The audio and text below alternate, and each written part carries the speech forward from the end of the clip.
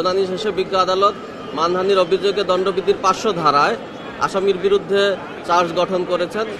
Shocking revelation, Tapasi উর্মির বিরুদ্ধে মানহানির মামলা এবার কি হতে চলেছে দেখুন। তাপসী তাবাসসুম উর্মির বিরুদ্ধে মানহানির মামলা, যে মামলায় তার বিরুদ্ধে আদালত আনুষ্ঠানিকভাবে অভিযোগ গঠন করেছে। 2024 সালের ফেব্রুয়ারির 4 তারিখে ঢাকার মেট্রোপলিটন ম্যাজিস্ট্রেট মো. শেফাতুল্লাহ সেই নিষ্পত্তি দিয়েছেন এবং তাপসী উর্মির আবেদন নাকচ করেছেন। এবার শুনুন, তাপসী উর্মির আইনজীবী তো সাফ জানিয়ে দিয়েছেন এটা সম্পূর্ণ মিথ্যা, তিনি এই ঘটনার সাথে কোনোভাবেই জড়িত নন। তবে বাদীপক্ষের আইনজীবী খাদিমুল ইসলাম বলছেন তাপসী ফেসবুকে ইচ্ছাকৃতভাবে মানহানিকর পোস্ট দিয়েছিলেন। উদ্দেশ্য ছিল ছাত্র জনতার আন্দোলনকে প্রশ্নবিদ্ধ করা। কি অবিশ্বাস্য! মামলা শুরুর আগে গত জানুয়ারির 26 তারিখেও তার জামিনে শুনানি হয়, কিন্তু এই চমকপ্রদ ঘটনা কোথায় গিয়ে শেষ হবে?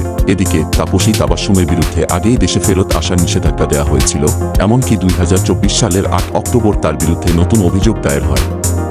অতএব এই মামলা এখন কেমন মোড় নিতে চলেছে? তাপসী উর্মির বিরুদ্ধে মামলার আগের ঘটনা তো একদম ঘূর্ণি। 5 অক্টোবর ফেসবুকে দেয়া তার একটি পোস্ট যা একেবারে তোলপাড় করে দেয়।